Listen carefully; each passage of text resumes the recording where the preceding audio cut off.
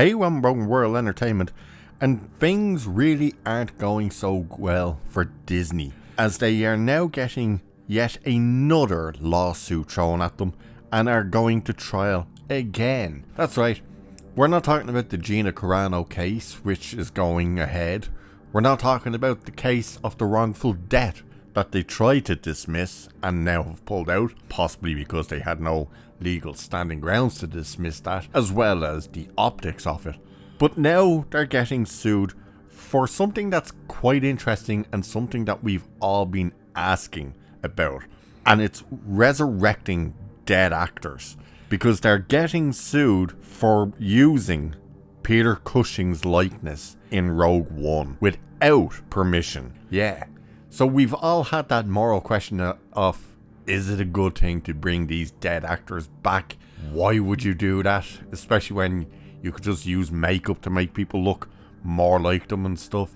But the fact that you're actually using their image to have them back on screen, you know, it did raise a moral question. And it's interesting as well because, of course, we've just had the sad news of James Earl Jones passing away. Now, from what we're hearing, he did sign his voice over to Disney. Now, whether that's actually the case, we don't know. Whether it's for use in anything, we don't know. It might specifically be for Darth Vader. Could be just like, oh yes, you have permission to use my voice for Vader and nothing else, you know? And it'll raise questions of, you know, how long does that legal standing have?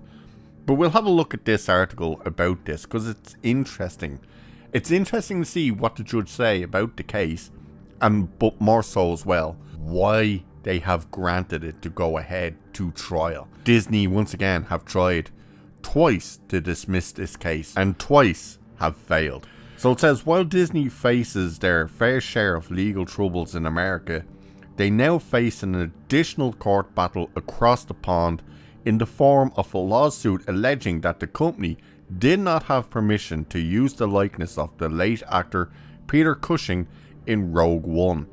Filed in 2023 by noted film producer and one of Cushing's oldest friends, Kevin Francis, through his own Tyburn Film Productions, the lawsuit claims that the late actor, as per recap provided by UK news outlet The Times, agreed not to grant permission for anyone to reproduce his appearance through special effects without his authorization.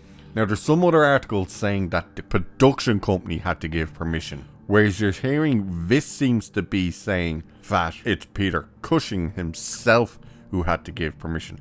But either way, neither party gave permission. So it says, according to France's legal team, Cushing signed said agreement in 1993 ahead of his filming of the ultimately uncompleted TV film A Heritage of Horror. As seen in the aforementioned Star Wars film, 22 years after Cushing passed away from cancer, the House of Mouse made a heavy use of special effects technology to digitally revive the actor and have him reprise his iconic role as Imperial Officer Grand Moff Tarkin for a brief cameo. Of course, the quality of their end result remains a matter of fan debate. It was a little more than just a brief cameo. He was in it a good bit.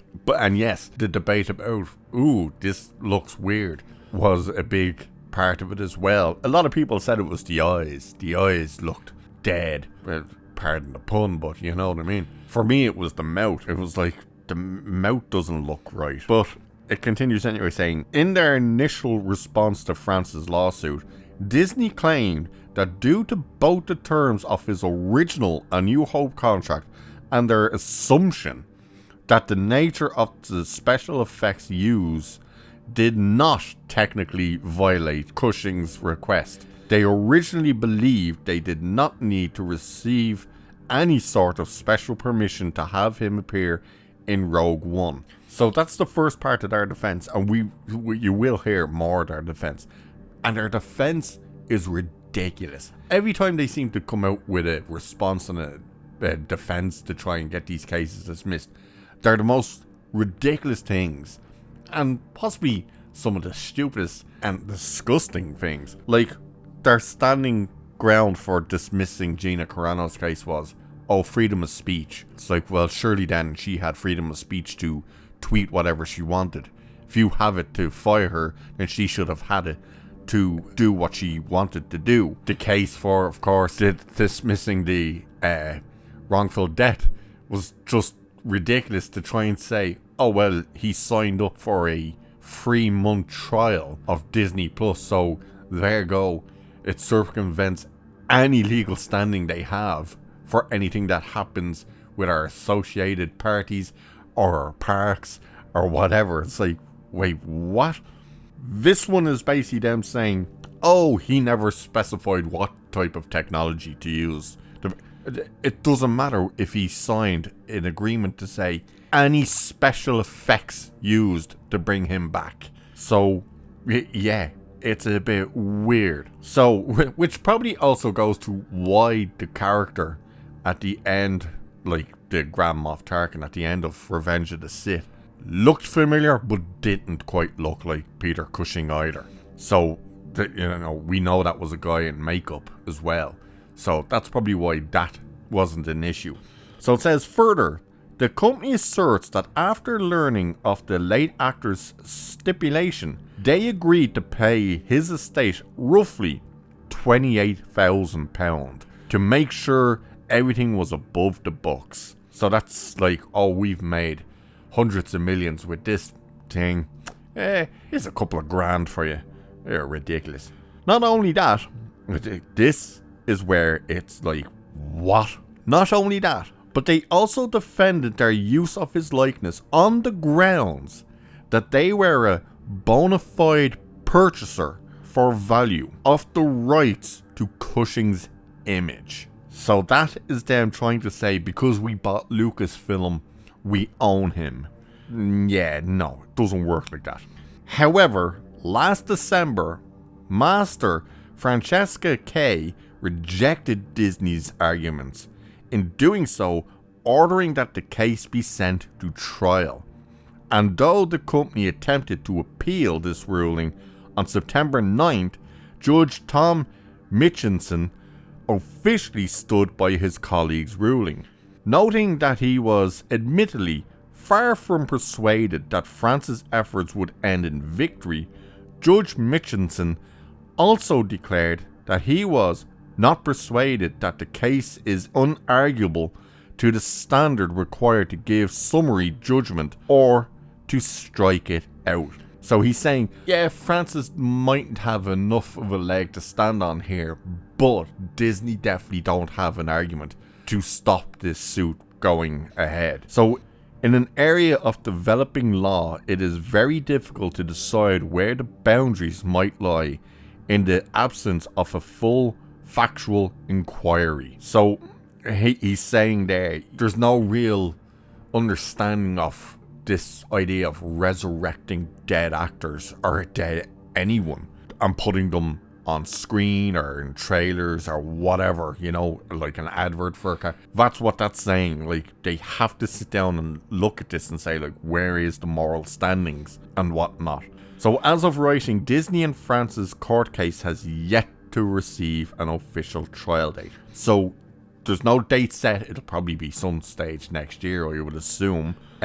Or Disney might try and settle out of court. I'm not quite sure how that works. Where, again, it does bring up that moral question of bringing back these dead actors. Because it isn't just Star Wars anymore. It's been done a good bit now. Even in adverts and stuff. Wasn't it Audrey Hepburn they resurrected using AI and stuff for I think it was Galaxy chocolate bar for an advert? Like, there has to be moral questions of, is this right to do? And the answer is clearly no. Why would it be right to do? It's just weird and creepy. And to think, they had an actor to play Grand Moff Tarkin in Rogue One.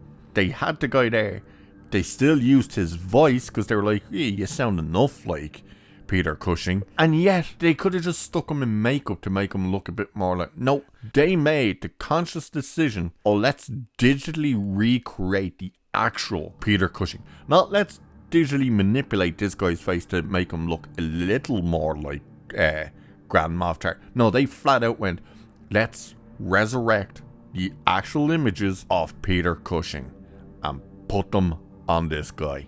And then to try and turn around and say, well, because we bought Lucasfilm, we own Peter Cushing's likeness?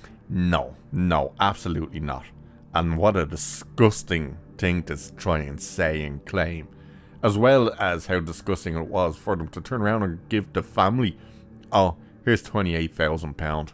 Now shut up and go away. Like, wow. It really does just boil down to moral standings. And clearly, Disney are really running out of moral standings. Like, to fire someone over a retweet that was nothing actually political, and yet the other stars can put out whatever they want that's super political and nothing. The fact that they want to try and stand on the moral high ground of saying you signed for Disney Plus, you have no legal standing if anything happens to you in our parks or anything like that. Yeah, come on.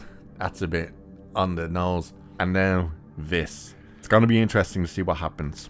And again, it raises more questions for Hollywood about that whole AI. Not just in resurrecting people, but in general. So let's keep an eye out and see what happens with this one. So with that, I shall leave it there for this one.